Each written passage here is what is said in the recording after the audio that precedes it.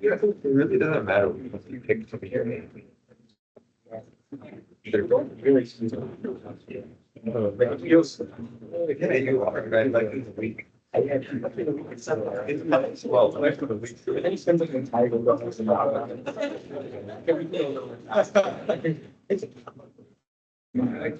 like I don't understand why you think you can make a change this on Most of the people got that. it's pretty intuitive. It's not even basically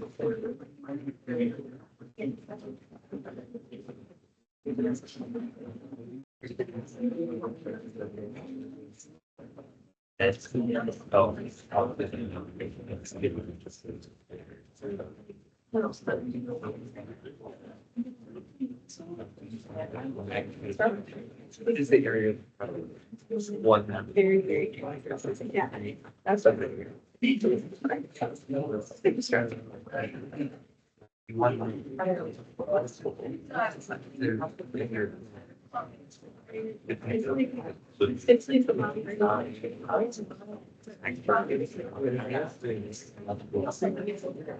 Just so I think they're both so.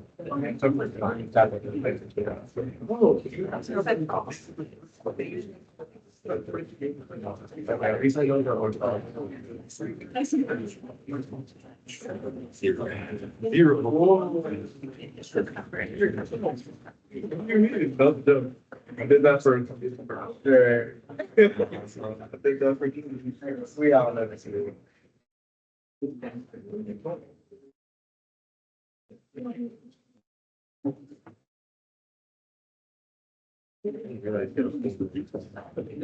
Yeah, me, I didn't really know that's it's just very much. I didn't know it's yet, dead in front of me, but the photo.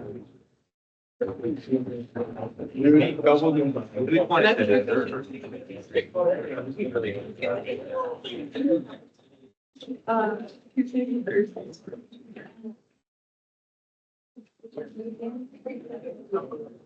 I feel wait, are you?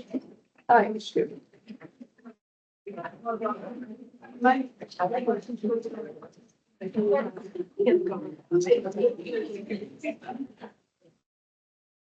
Nothing happened to our fingers crossed.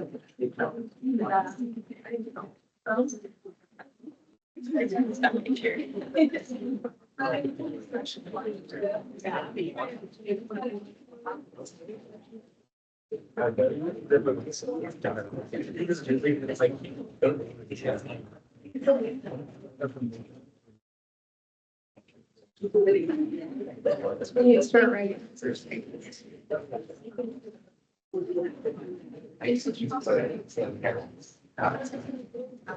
Like all the full I did was switch. If I didn't have any of those. I'm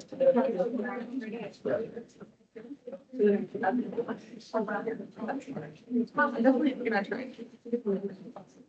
I think it's funny to say that versus making tools to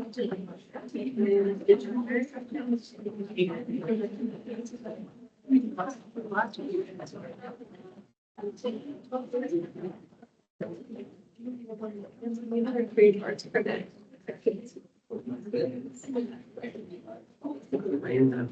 Since all through like for my friends are clients.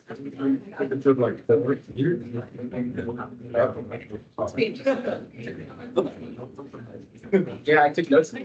Dude, I got like 800. I did Each day. My teacher loves to. I do. Actually, RC check in a second time.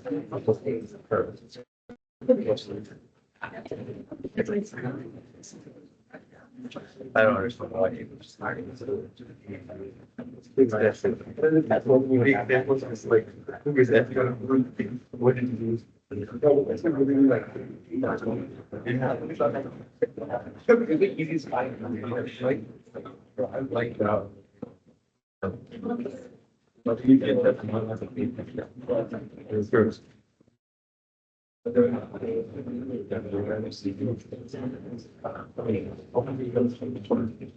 welcome back. Let's get started. Any questions before we actually into today's content?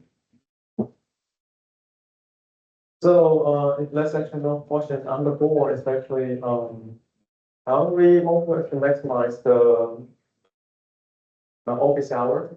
Okay, so I realized that the current office hour was for certain students, but majority of you can have problem with it. Okay, so I have a poll on the Microsoft Teams. And I list all the possible time that I can do it. But I will probably actually only do for 2 sessions. So each session takes 1 hour. Okay, so I want to realize what is the time that works the best for students. So I can just use more time to answer the questions. Okay, so this thing will end by the end of today. So if you want to actually pick on one, it's the one that you can really use this opportunity to improve your grade and do it before the midnight of today. Right, so let's get to the first thing. Any questions on this?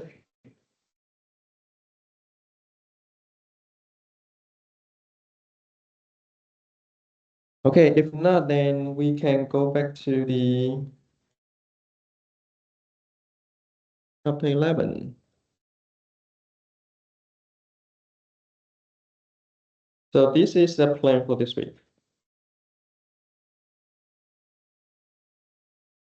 So the goal of this week is actually to finish chapter 11, every single content you will need for your homework. And well, to get ahead a little bit more, hopefully you can get it really comfortable with things this week. Okay, so on the board, on the left hand side of the board is actually the things we went through. On the first point, in the previous lecture, we start to define what is a reaction rate, right? So for a given chemical reaction A plus BB, they give you CC plus BB to know what is reactant and what is product.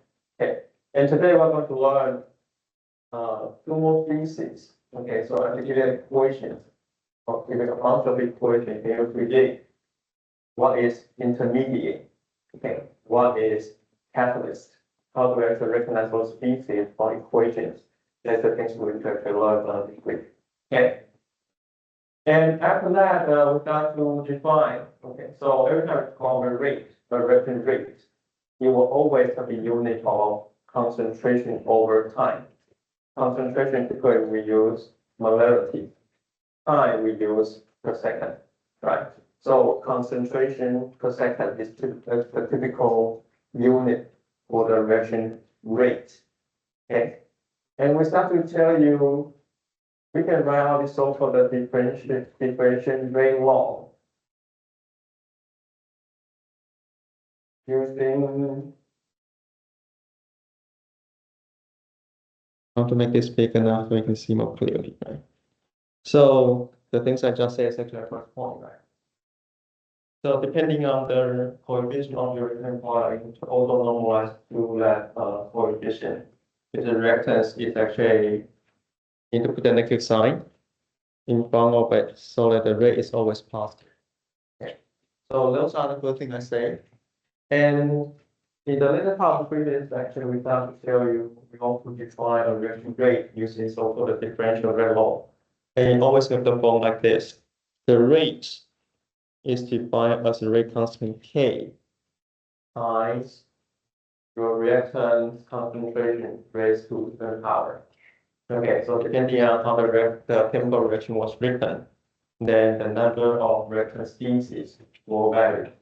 Okay, but in general, you have this form. Okay. And that's pretty much what we say in the previous lecture. And what we want to do today is actually want to continue the discussion about the concept of rate constants. Specifically, want to actually focus more on the unit of the rate constant. Okay, and we also want to tell you how you can get those exponent n for every single species using questions. So we sort of solved the problems I have in the previous lecture, and we'll continue and finish that today. Okay. And after that, all the remaining time we are going to spending on is going from the differential rate law to another rate law called the integrated rate law. The biggest difference between the two is that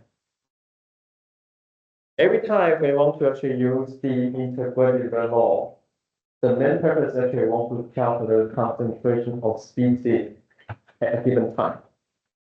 Okay, so for example, I have a mole of species A of my reactants. Okay, I want to know after 50 seconds what would the concentration of A if I have a rate constant K equal to a certain value. Okay, so every time I see these few seconds, how long? Okay, those are time to actually use the integrated rate law to solve the problem. Okay, and you're going to see this a lot today, and we're going to try to say that too. Okay, and for this integrated rate law, I also summarized the equations that we're going to use for today. Okay, and this is actually all the equations that you need to memorize for your integrated rate law for chapter 11. Okay, so you can see there's actually zeroth order, first order, and second order. Okay, so I write out on the first row, I write out the differential rate law equation, right? The rate equal to rate constant K times your reactant to certain power, right? So here, your reactant is actually zeroth power, therefore it's zeroth order. First power, first order. Second power, second order. Okay, and all these equations, you should realize that you have only one reactant. There's only two A over there, right? So this is actually very specific. Okay, this is only correct for a single component reaction. Okay, so in this case, the reaction we have here is A. Okay, so those are the differential rate law. Okay, so if you watch my YouTube video, you should be able to understand how you can just go from here to here. Okay, basically is you multiply dt on both sides and you integrate over t, and that will be the integrated rate law you're going to get. Is actually zero order, first order, second order. It's the same operation. Okay, but if you don't really care, that's fine. Memorize these three equations at the bottom. Those are the three integrated rate law equations that we're going to use today. Okay, so those are the contents that we probably won't actually go deeper today. But main thing is still I want to actually read the questions, find the keywords, so you can actually connect the question to the specific concept we want to emphasize and learn how to actually solve this one in a timely manner. Okay, so let's actually a quick rundown for today's lectures. Any questions?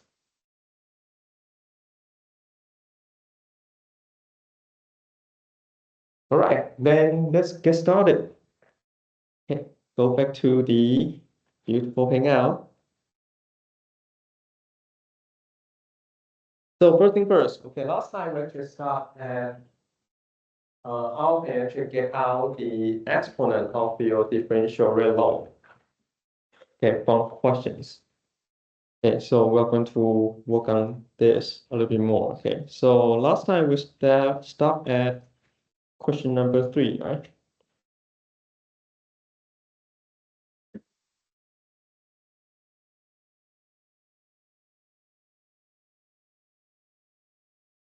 So the question number 3, I'll just have a quick rundown. Okay, the question is actually you want to try to figure out for the given reaction. Okay, you want to derive the differential rate law equation. Okay, so here, by looking at the chemical equations, you know the reactant is actually A, B, and C. Therefore, you know the differential rate law will have this form, right?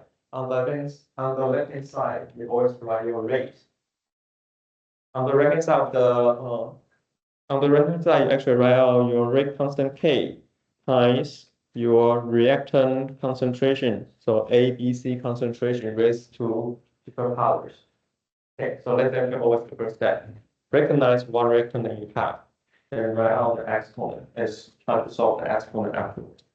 Okay, so this type of questions always going to have a table that tell you the initial concentration of your reactants and its detected rate.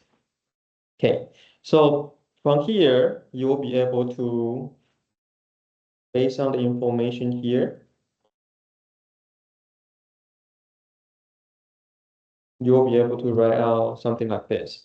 Okay, reaction rate equals rate constant K times its concentration rate to the power. Okay, you can write out 4 equations based on the information provided. Right, and then we want to solve the x1, x2, and x3. Okay, so the way you solve x1, x2, and x3, okay, it's very simple. You pick up 2 equations, you divide those 2 equations, and try to figure out the exponent. Okay, so that's the general idea. But let's actually tips go with this. How can I actually solve these things effectively? Okay, those are the things I want to actually have a little deeper discussion today. Okay, so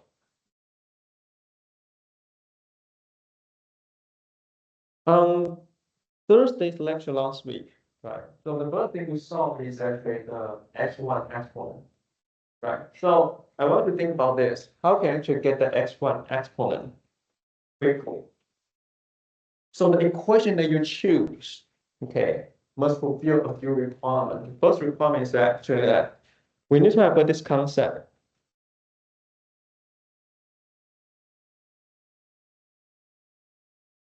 One's first power equals to 1. Second power, 1. Third power, 1. X power, 1. Okay, so why do I actually list these things? Because if you compare 2 equations, if the concentration of your reaction between the 2 equations, they are the same. You simplify those terms, they become 1. Okay, so that's actually a very simple concept that you should actually use. Okay, so with this concept, going back to the things we did, okay, when I write out these 2 equations, if you look at the concentration of A, B, and C between the 2, you'll realize that this and that, they are the same, right? If you do the division between your equations, okay, 0.2 divided by 0.2, they give you a value of 1, right? So let me actually put your x2 out of the play. And it doesn't really matter because it just gives you a constant 1. Okay. Similarly for your C, 0.4 divided by 0.4, then your f3 doesn't really matter anymore. Okay. So by doing this process, what you really do is actually you simplify your life because this is 1, this is 1. That means this goes away, that goes away. You actually make the equation come to a single unknown, which you will be able to solve quickly. Okay, so that is actually a very basic idea. So that's actually how we can write these things, right? So we know the rate is going to equal to 1 after the division. Rate constant k divided by k is also beautiful. Okay. And then this is the things that is interesting, right? Because the value between U of A, they are different between the two equations. So 0.2 divided by 0.1 actually create this number of 2 raised to the x1 power. And then you know that your B and C, they are all equal to 1. Therefore, you make your life very simple, right? You come to this very simple equation, 2 to the x1 power equals to 1. Therefore, that's actually the second thing you need to know, right? If anything to the any power equals to 1, okay, then you know your m is going to equal to 0. For example,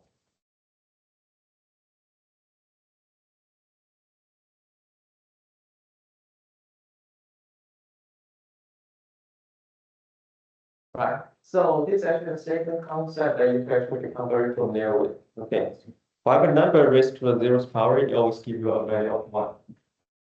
Okay, so that's why when I see this, I can quickly write out that my x1 is going to equal to 0. Okay, so these are the two simple mathematical concepts that you must be very familiar with. So when you do these type of questions, it will be swift and easy. All right. So that's actually how you figure out x1. Now we want to actually apply the same concept to solve my x2 and x3, right? So let's say the next goal is actually solve my x2. Okay. So in order to actually solve x2 based on the example we just said, you can pick up two equations where your B concentration is different, right? And you want to actually keep the C concentration probably the same, so you can use the same principle. Okay, so now look at the equations. Which one should you pick? Which one should you pick? 3 and 2, right? Do you see this? Then when you do all this is on your own, right? When you do your homework, when you do your test on your own, I want to see if I can see, so I can actually do it. Okay, so in order to solve your x2, which two should you pick?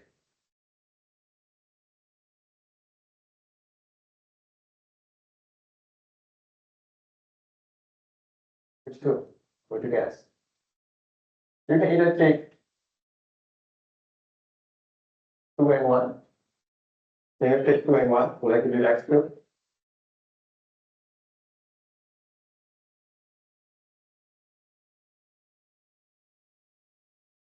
We want to solve x2, right? So concentration of B has to be different, right? Can you pick 2 and 1? You cannot. Okay. Can you pick 3 and 1? Can you do 3 and 1? And it says yes, right? Because your C will still disappear. It will still give you a value of 1, right? You don't care about your A anymore because you know the exponent of your A, so it's fine. So 3 and 1, yes, that is actually one valid approach that you can take. Okay. How about 3 and 2? You can also do 3 and 2. Okay, because if you look at 3 and 2, your C still give you a value of 1 for the base, right? 0.4 divided by 0.4 is still give you a base of 1. So you can ignore the exponent actually. Okay, but you can see your B is 0.4 divided by 0.2. They give you a value of 2, right? There will be 2 to the x2 power. Then you can solve things over there. That's fine too. Okay, so you either pick 3 and 1 or 3 and 2, both will work. Doesn't really matter which one you pick. Everybody get the idea? Any question on this? Yeah, I hope this is clear for you. Okay. So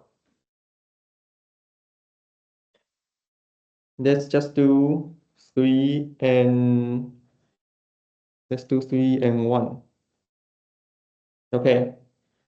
So 3, of course, you can write this 4 times 10 to the negative third is going to equals to 0.3 zeros power 0.4 x2 power 0.4 x3 power. Right. So from 3, you can actually write the things. Then what I'm going to do is actually 3 over 1. Okay, so what do you get? That's actually your rate, right? 1 is here, right? So this will give you a value of 2. K and K cancel out, so that's actually 1. 0.3 over 0.1, that's 3 to the 0th power. 3 to the 0th power, again, give you a value of 1. Okay? And then 0.4 divided by 0.2, that's 2 to the x2 power. 0.4 divided by 0.4, that's 1 to the x3 power, which give you a value of 1. So this one can be erased too, right? Therefore, you know, well, to summarize this, what you get is actually 2 to the x2 power is going to equals to 2. Therefore, your x2 has to equal to 1. Okay, I hope this actually makes sense for you. We're going to apply the same logic one more time, so that I can figure out my x3.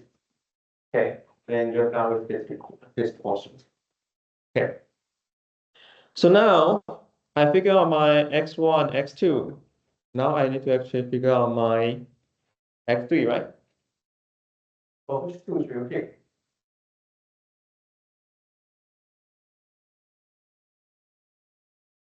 3 and 4.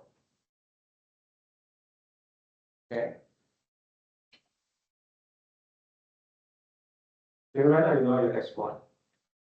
You know your x2. All you pick is actually your x3. Well, actually, your concentration C is different between the two equations. We are fine. Okay. It doesn't really matter which two you pick.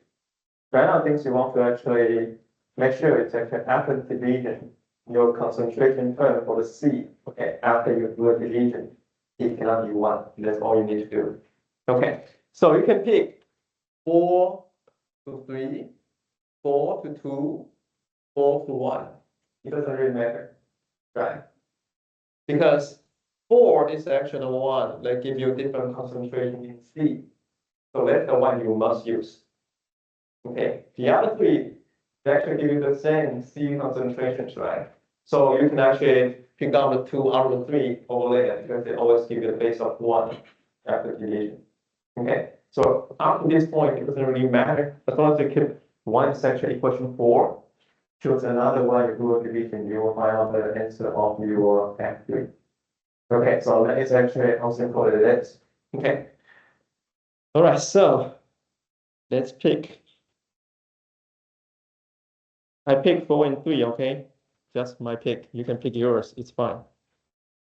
Okay, so I want to write out my 3 and my 4, which is going to give me a value of 1.5 times 10 to the negative third equals to the constant K times 0.4 to the 0th power, 0.6 to the first power, and then 0.2 to the x3 power. Right? This is what I'm going to write in my equation number 4. Okay. Then I say I want to pick 3, right? So I want to do 3 and 4. Okay, so now 2 divided by 2. 3 divided by 4 or 4 divided by 3.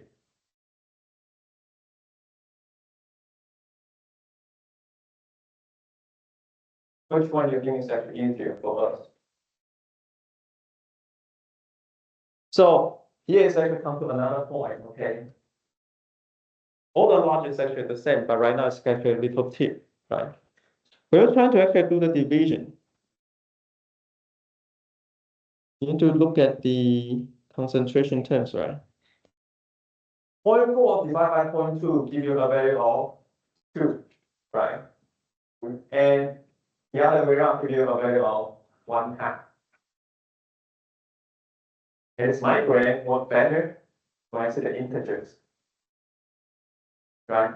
So under this case, I will definitely do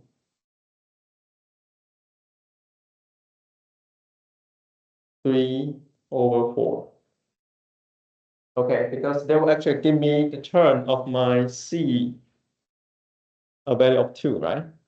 Okay, but when we do this, then you have 4 times 10 to the negative 3 over 1.5 times 10 to the negative 3 going to equals to K is going to cancel out. So you have a value of 1. Okay. For your A, it will be 0.3 over 0.4 to the 0th power. For your B, it will be 0.4 over 0.6 to the first power. For your C, it will be 2 to the x3 power. Okay. And then if you look at this, negative 3 cancels out, right? This gives you a value of 1 because it's to the 0th power, right? This one gives you a value of 2/3, right? It's 0.4 over 0.6 equals 2 over 3. Okay, so what you can do is actually you multiply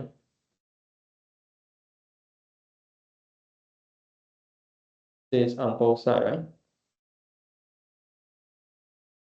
Okay, so this and that will cancel out, give you a value of 1. When you do this gives you a value of 2, right? This gives you a value of 2 here. Therefore, on the left-hand side, you actually have 4. On the right-hand side, you have 2 to the x3 power. Therefore, you can see that x3 into equals to 2. Right, you have 2 to the second power to the value of 4.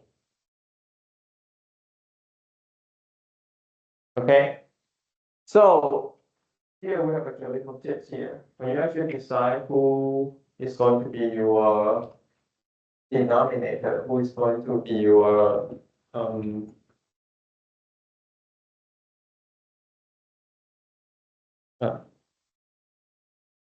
you actually create, okay, you want to actually after division, you want to actually create integers.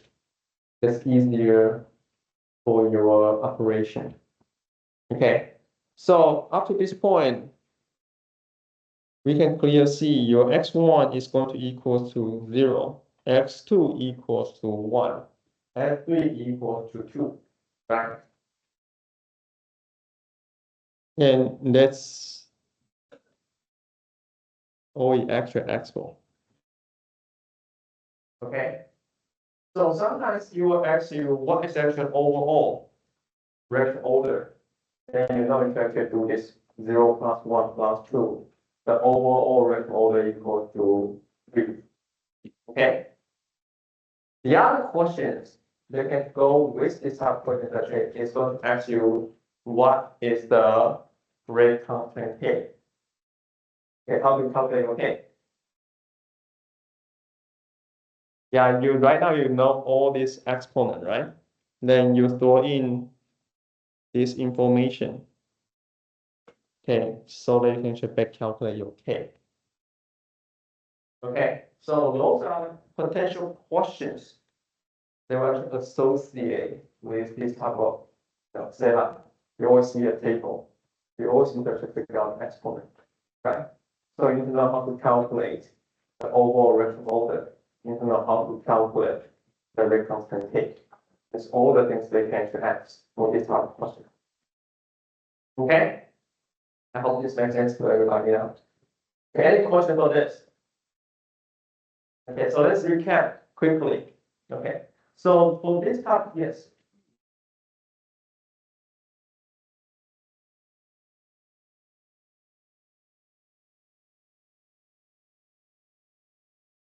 how do the two cancel?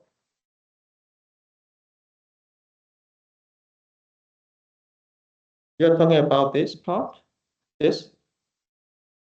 So this cancels that, this cancels that. So why do I do this? Because I want to make the things on the right only go back to the active power, right? I don't have anything else, so I can actually predict what the active is. Okay. Okay, so let's recap these things first. Okay, for this type of question, you're going to see a table. Okay, it's going to give you the reaction rate and the concentration of all your reactant. Okay. The first step you do is actually you need to recognize what the reactant is, right? And then so you know how many exponents you're going to solve. Okay, so that's step number one, right? Step number two, okay, is that you need to decide which exponent you want to solve. Okay, for example, I want to solve my x1 first. Okay, you will always need to pick up two equations to start with, right? If you want to solve your x1, then the two equations you pick must have the same concentration for your B and C. Okay, so after divisions, log cancel goes away, they will leave the x1 only equation for you to solve. Okay, so that's always the first step. Okay, second step is that decide which the second one you want to solve. Let's say you want to solve your x2. Okay, then you want to actually make sure the concentration of your C is the same for your second selection. Okay, so you don't care about your x1, and you don't care about your A anymore because you already know your x1. Okay, then you repeat the same process to solve your x3. Once you solve your x1, x2, x3, then you will be able to calculate the overall reaction order of this reaction. Okay, once you know all the orders, you can also plug back into the first equation to back calculate your rate constant K. Okay, so those are the sets of calculation you get very familiar with. Okay, so any questions for this explanation?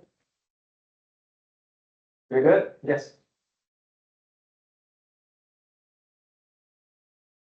The rate constant K, the K is going to be the same across the board.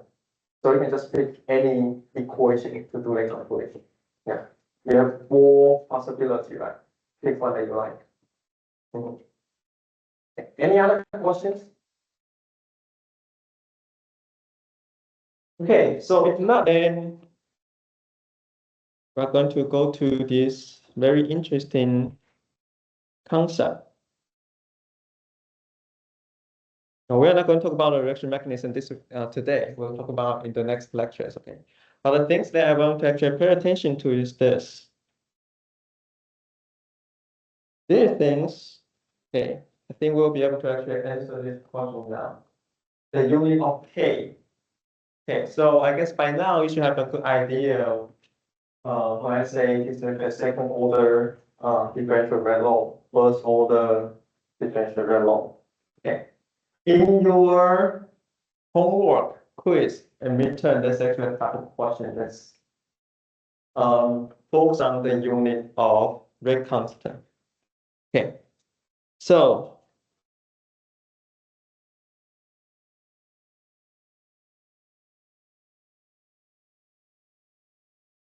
first thing first.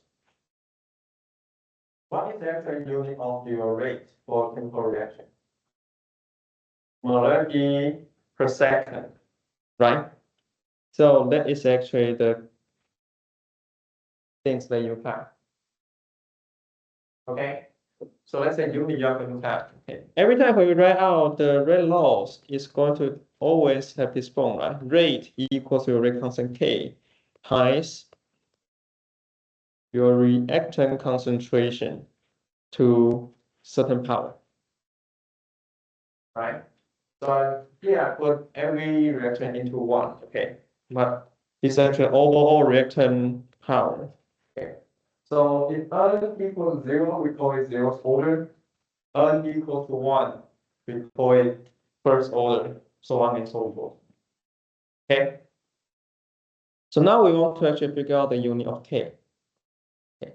Let's say n equals to 0, which is 0th order differential rate law, right?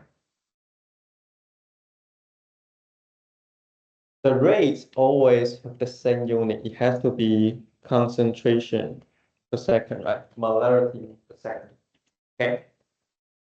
So you're going to have the unit of your K. Okay. Here, things actually reactant to the 0th power, right? So concentration of your reactant always have a unit of molarity, right? N's power here, our n equals to 0, right? Okay, so under this case, you know, on the left-hand side of your equal sign, you have concentration per second, right? And on the right-hand side, all you have is actually the unit of your K, right? Therefore, the unit of your K for the 0th order reaction is going to be concentration per second, molarity per second. Okay, it says for the 0th order. First order, on the left-hand side is still the same, but on the right-hand side now, you have this, right? Molarity to the first power. Okay, so to get the unit of this, then what you will need to do is actually divide the n on both sides. Therefore, you know the unit of your K will have this and that will cancel out, right? You will just have per second. All right. N equals to 2. On the left-hand side, still the same. Molarity per second. On the right-hand side will be your unit of K times the concentration molarity to the second power. Okay, so under this case, then you know the unit of your K will be, this will be divided by n to the second power, n to the second power. Therefore, you're going to have per molarity per second. Okay.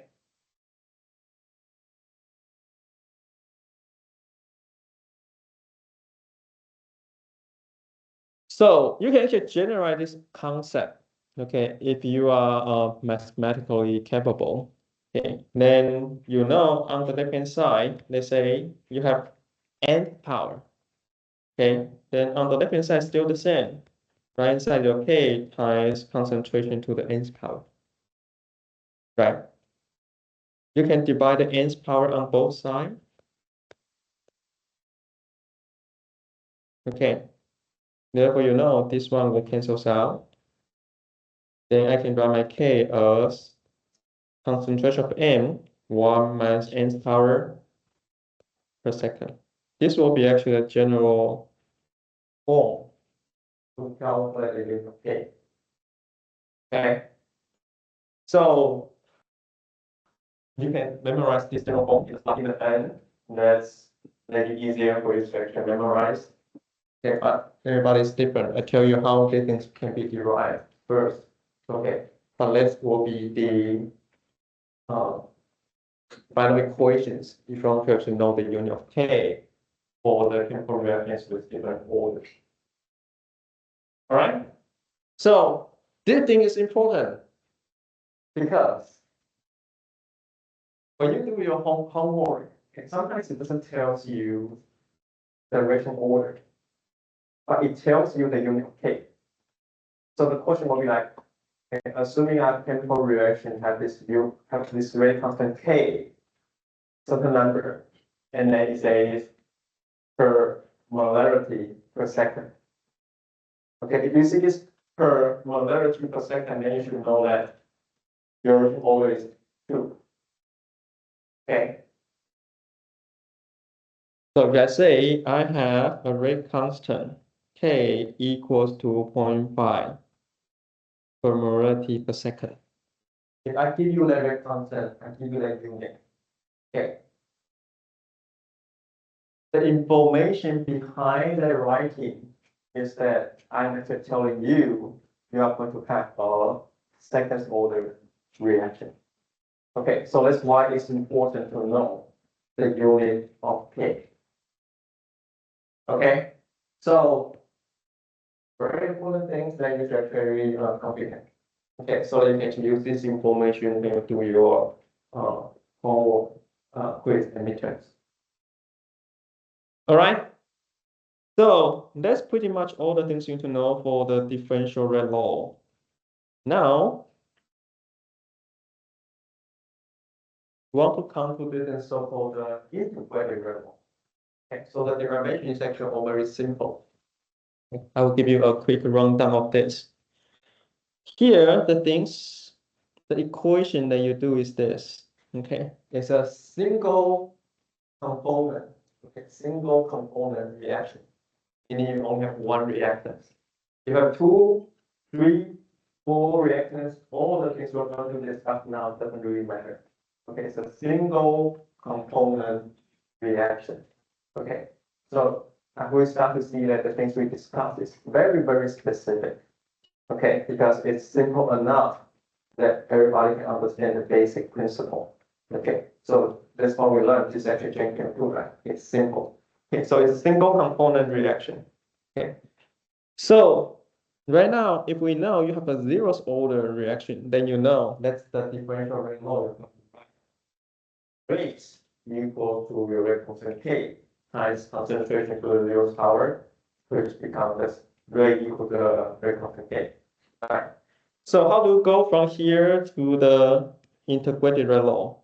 Is that we know the rate is actually defined as the change of your, and write the differential form, dA over dt, right? The change of A concentration over time. That's how we define the rate. Okay. So this thing is going to equal to a rate constant K times concentration raised to the zeroth power, right? So what you do is actually you put the dt to the right hand side, you put the negative sign to the right hand side. So you have dA equal to negative K dt. Then you do the integration on both sides. Okay, then you're going to have your A concentration going from 0 to T is going to equals to negative K times T. Okay, so the things on the left will be written as A to the T minus A to the 0 equal to negative KT. Therefore, you know A over T is going to equal to negative KT plus A0. Okay, so it's actually very simple. Okay, you just need to know what's the definition of rate, right? It's actually delta, negative delta A over delta T. You move to the other side, do the questions, then that's how you get to the integrated rate law. Okay. So this is actually how you get this equation. Okay, so these 3 equations are the 3 equations that you actually memorize it. Okay. So I just derived for the zeroth order, right? But the concept is the same for your first order and second order. Okay. So why do we care about this? Is if you look at an equation, the integrated rate law. Okay. You have 4 terms. The first term is A at time t. Second term is your rate constant K. Third term is time, right? Lowercase t. And the fourth term is actually A0. Okay, so this equation tells you the concentration of species A at any given time t.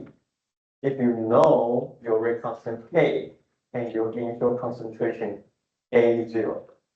Okay, so this can actually allow you to predict the concentration of A at any given time. Okay, so that's the power of this integrated rate law. Okay. Any questions so far? Okay, so how do we actually use this integrated rate law, and how do we know when we should actually use integrated rate law but not the differential rate law? Okay, those are the things we want to emphasize a lot from the questions. Okay. Let's check out our problems first.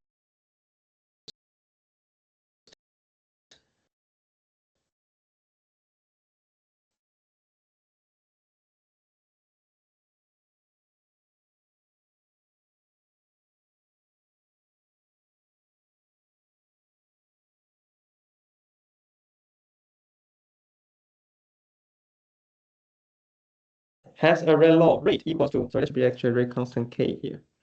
Rate constant k times ab to the second power. Calculate the rate constant if it takes 120 seconds to reach an AB of 0.2 mole per liter from an initial concentration of 0.8 mole per liter. What are the keywords here?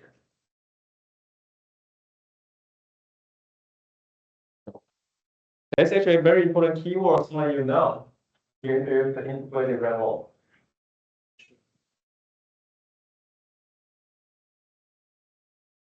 Can you guess?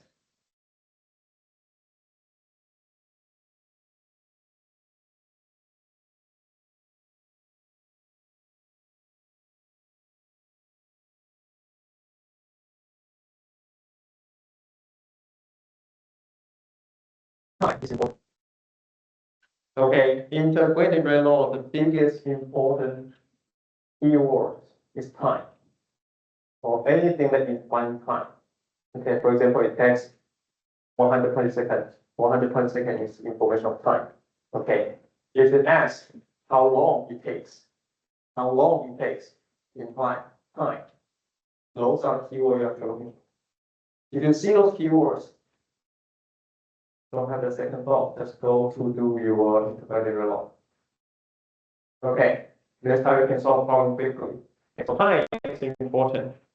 Okay, so once I see the information of time, then I know it's integrated by law. Then the next question I ask myself will be, is it zeroth order, first order, or second order? Right? Because different orders, you have different integrated by law. So what's the order? Right? Now you can start to see these things, how different all connected with each other. Second orders integrated by law. Okay, so second order integrated by law. Okay.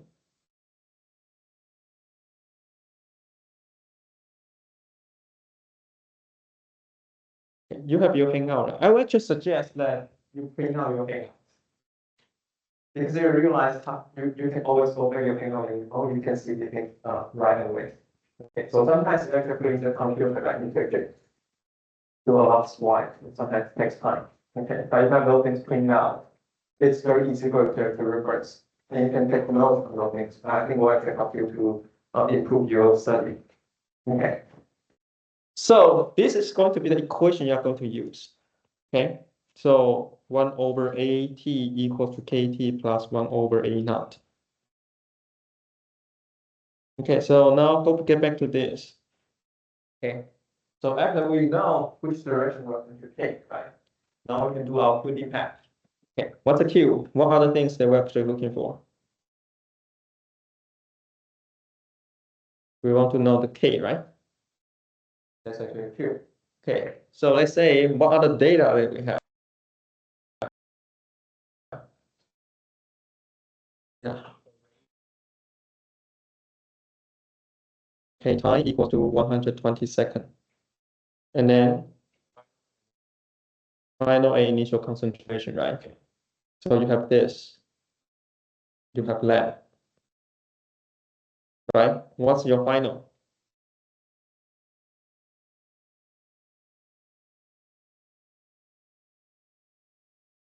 You reach an AB of 0.2 m from an initial concentration of 0.8 m, right? So I hope you can see this is 0.8, right? That means actually this is actually your 0.2. All right. So it is very important that you can repeat what I can do here. Okay, I've done this things for 8 years, right? Everything is actually very straightforward to me, but not to you yet. Okay, so your job is actually get these things so streamlined that you can have this instant response. Okay, so I have enough time to do all the questions when you do your midterms. Okay, so that's cool, right? Then we can have our plane. We know it's actually a seconds order.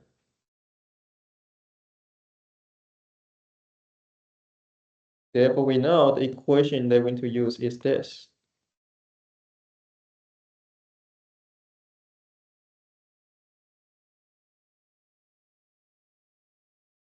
Right? So now, just plug in the things that you have.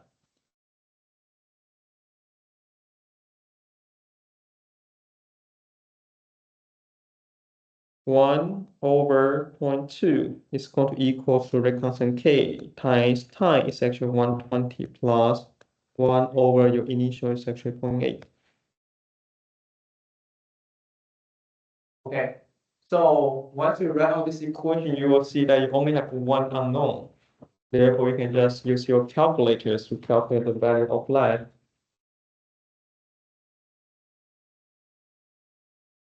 Okay, so this is actually phi equals to 120k plus 1.25. Therefore, your k is going to equals to phi minus 1.25 divided by 120. That's 0.031. Okay, and they will be your rate constant k. Okay. So again, let's think about what we've done so far, right? So we read the questions. We see the keyword of 120 seconds. They tell us it is integrated result.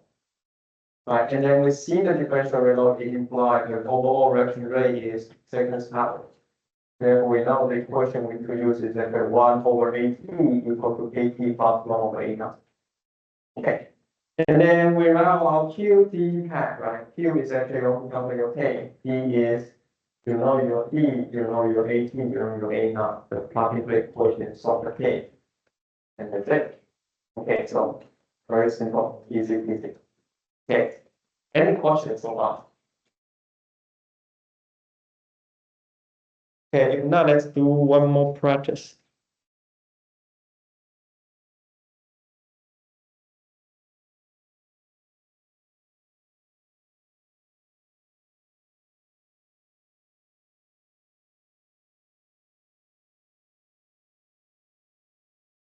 Okay, so in this question, it says in a first order decomposition in which the rate constant is 0.5 per second, how long will it take until 1.6 m of a compound is left?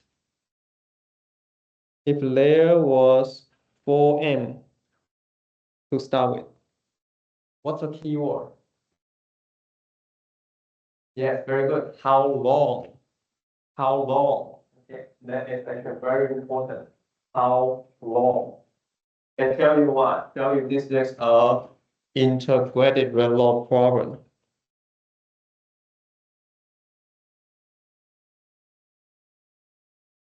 Okay, so this tell you it is integrated Redlaw.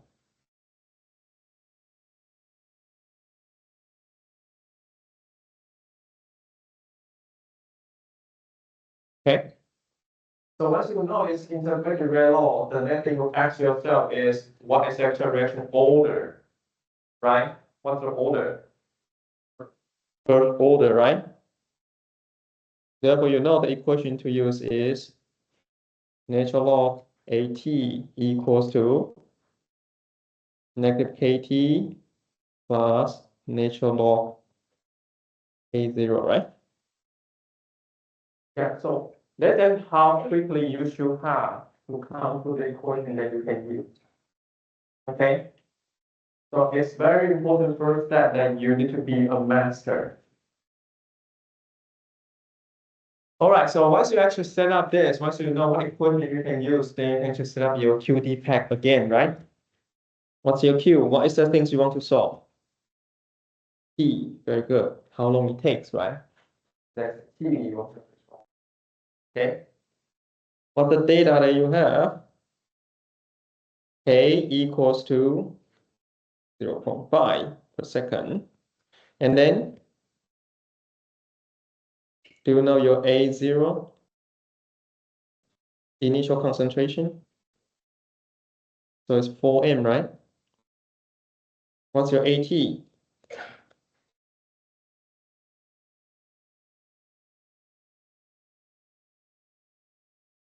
Right? So, plain. Natural log AT equals to negative KT plus natural log A0, right? Therefore, natural log 1.6 equals to negative 0.5 times T plus natural log 4. Okay, therefore your T is going to give you a value of 1.8326 seconds.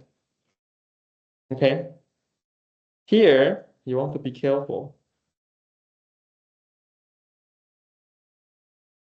The T, what I'm asking for, they won't have the unit of minutes, right? So in our calculations, the T we have is in second because your rate constant has a unit of per second. Therefore, your T will have the unit of second. Okay, so to convert these things to minutes, then you divide it by 60, so you can get 0.031 minute.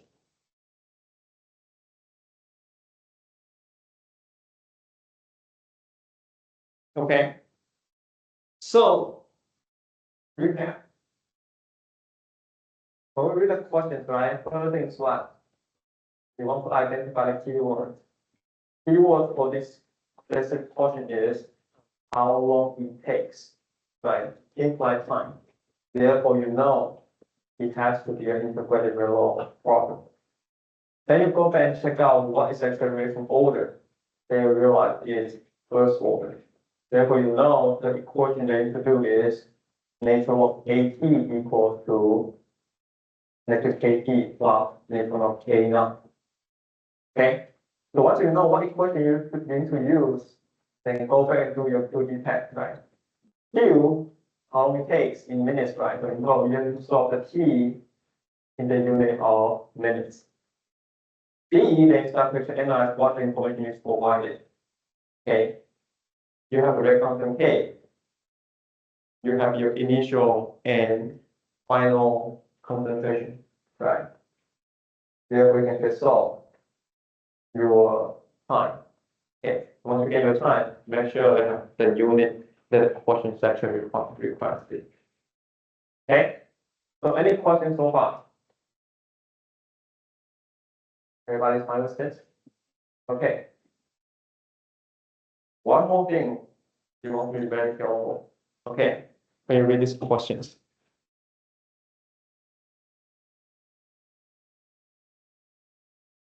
I want to erase this.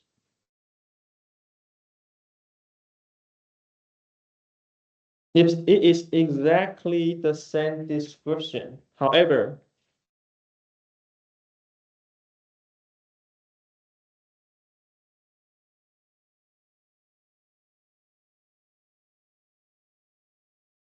if I change that word, if I change left into consumed, what's the difference? So your final concentration at time t needs to be recalculated. Okay, because here it actually tells you you have 4 to start with. You consume 1.6, right? Therefore, the one that you still have will be 4 minus 1.6, which give you a value of 2.4. So for your AT, instead of using 1.6, you should use 2.4 for your calculation. Does that make sense? It's very important because these are the tricks that departments like to play. Okay? Those little things, it looks so minor that many students actually ignore it. Right? And then you go into a trap, you lost your point. So the wording matters a lot. Okay. Understand the question is very, very important. Okay, so be careful when you read the questions. Don't just read it through. Make sure you actually understand what are the keywords. You should realize that I keep emphasizing what are the keywords. Right? Let's look at how I understand things. Every time I actually look at a question, I try to find clues that can fit into my knowledge data bank. Okay, and I feel that's actually how human excel in certain things, right? We actually have our own context about certain things. Okay, and then in the CHEM1312, you can use my hangout as the overall context. Okay, I think it's actually very organized and cover all the topics that you should know. Okay, so and it's simple, it's very concise. So use that. Okay, wording matters. Okay, so pay attention to these wordings. Okay, and then suddenly you realize you have actually great boost for your grades. Okay, so that is actually that's question number 5, right? Okay, cool. So let's actually pretty much the things that you should actually know for the integrated rate law.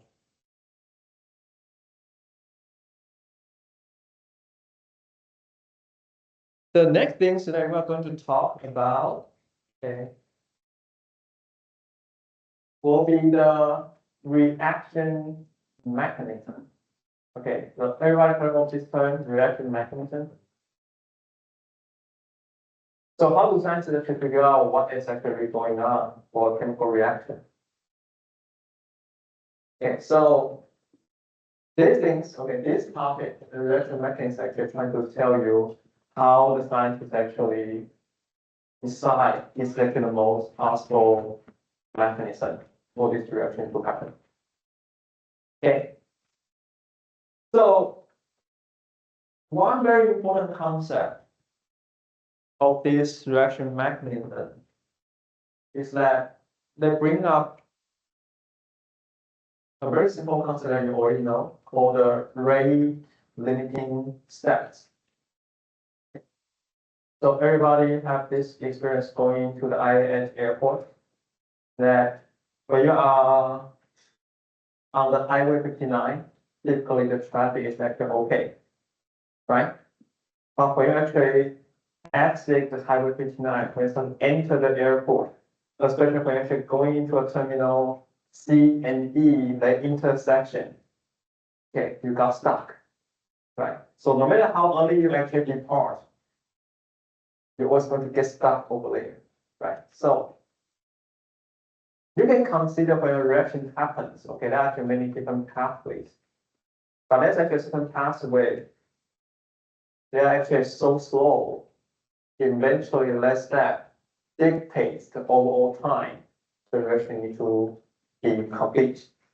Okay, and less specific step, we call it rate determining step or rate limiting step.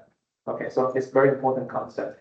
And less step is especially important for a chemical reaction, right? Because you need to actually come over that specific step so that you can actually get your product. Okay, so concept-wise, it's actually very simple. Okay, so rate limiting step will always be the step that will dictate the overall reaction rate. Okay, so that's actually the first concept that you need to know. Second concept is that scientists create these steps called the elementary step. Okay, so this step is actually very interesting. Okay, this is actually created purely by imagination in the beginning. Okay, so scientists are actually very creative. Okay, so we know when we do a chemical reaction, we know the reactions, we know the product. Okay, so that's very easy to quantify. If we have whole income instruments, tell you, okay, well, I have to start with one and others. So that's no problem. But when things happens, we have many things called intermediate. Okay, so this intermediate is the species that only transiently exists. Okay, so detection of every single intermediate is not very easy. Okay, and even worse, there's actually something called a transition state. Everybody know this transition state? Okay, so it is, every time we call it, there's actually transition state is what? Means it is not experimentally detectable. We believe there's actually a species exists, but we don't have evidence. But we still want to say there's actually a species over here. Okay, and those things is called a transition state. Okay, so how do we actually figure this out? Okay, we actually require the very creative scientists. Okay, they have actually a lot of understanding of the system and think about what could be actually reasonable explanation at molecular level. Then you can describe how this going from A all the way to the product. Okay, so the typical way scientists figure this out is actually using kinetic information. Okay, so this time we need to actually teach you. If today I propose elementary steps, okay, to explain how my reactants eventually become a product. Okay, then it could be actually a multiple step processes. And among all these multiple step processes, they must have a rate limiting step. And that step will actually dictate the overall reaction rate. Okay, so if I start from the limiting steps, okay, if I write out the red laws has to be agreed with my experimentally determined level. Okay, so when we propose all these steps, right, you can propose whatever you want. But once you propose a mechanism, once you define who is actually the rate limiting step, you can just start from there and to derive its red law. Okay, if you the derived red law doesn't agree with the experimental one, then you know that's not the mechanism you're looking for. Find another one. Okay, so this now becomes a repetitive process for scientists. Okay, so you can actually continue to guess until one day they figure out, oh, this can explain every single thing I see experimentally. Then I believe they propose the mechanism. It is the mechanism for this specific reaction. Okay, so that's actually how science works. It takes a lot of time to find out the correct one. Okay, but we don't need to do that. Okay, in this class, things will be actually very simple for you. Okay. The question you're going to see associated with this reaction mechanism is that I give you a reaction, I give you product. Okay, then I give you my proposed mechanism. And based on my proposed mechanism A, B, C, and D, okay, predict which one is actually correct one. And that's pretty much the things we need to actually accomplish for this specific topic. Okay. Any question for the things I just said? Okay, I hope these things actually make sense to you. Okay, because that is actually in reality how scientists actually figure out all these mechanisms. It is actually a very cool idea, I would say, because how they actually really use this kinetic information they can detect to figure out the things they can never see. Okay, and these things have been developed for decades. Okay, almost a century. That scientists actually figure out all this approach. Right now, it becomes very streamlined. I can actually explain to you and tell you the story how this is what happened. Okay, and our job is really just to Okay, if I was given a few mechanisms, can I predict which one is actually the correct one? Okay, so that's actually the goal of this specific topic.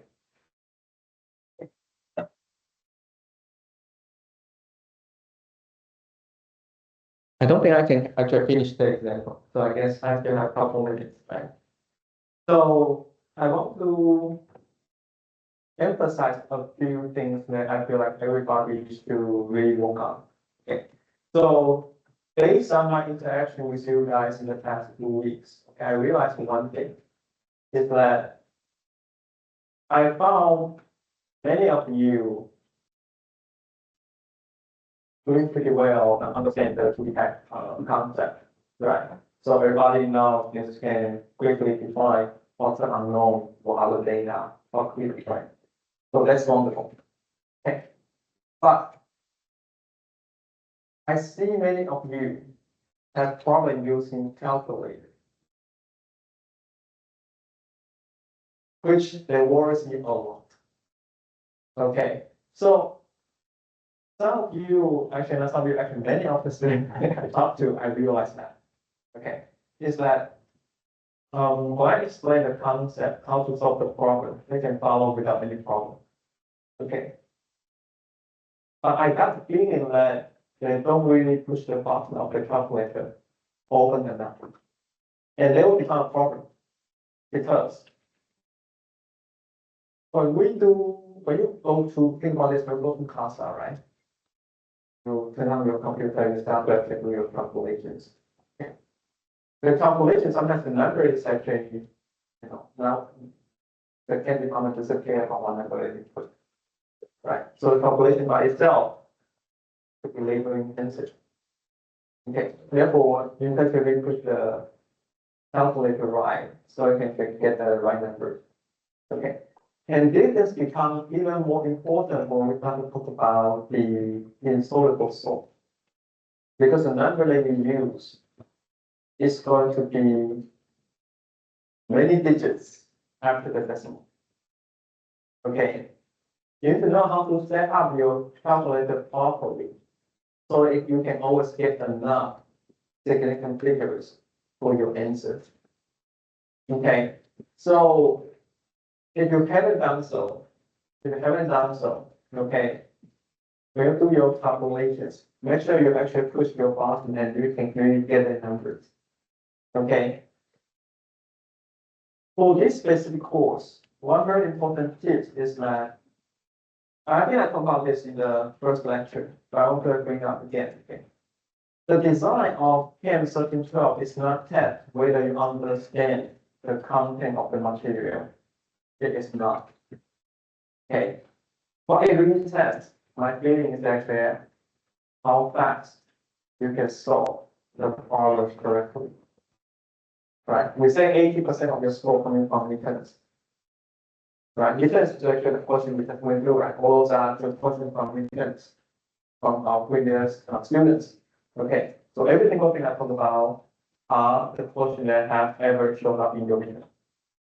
Okay. So it doesn't actually just test you the concept, it tests you how to calculate this right. Right? So time matters. Do you know how many questions you're going to have for your midterm 1?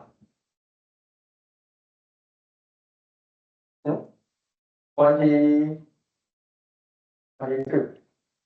Okay. 22 questions in how many minutes? 75, right? Okay, so how many times do you have for one question?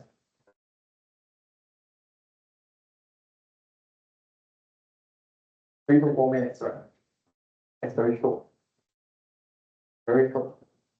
Right? And in this 3 to 4 minutes, you could do what? That's what you need to do. You need to do it fast and do it right. Right? So if you don't practice now, you're going to screw up under the high pressure when the clock's ticking, right? You're sweating. You won't be able to do it better than you can do now. So if you don't practice now, you'll be in big trouble. Okay? So I do ask everybody to go back home. When you do this time quiz, right? That's like a good simulation about your midterm. Okay, so make sure you can finish everything before, at least 5 minutes before the time ends. If you are not in that, then it's actually you can actually do this fast enough. Make sense? Okay, so do go back and practice, please. If you don't know how to do it, Google it. Okay, if you cannot find the answer, come to me. All right, cool. That's it for today. Thank you.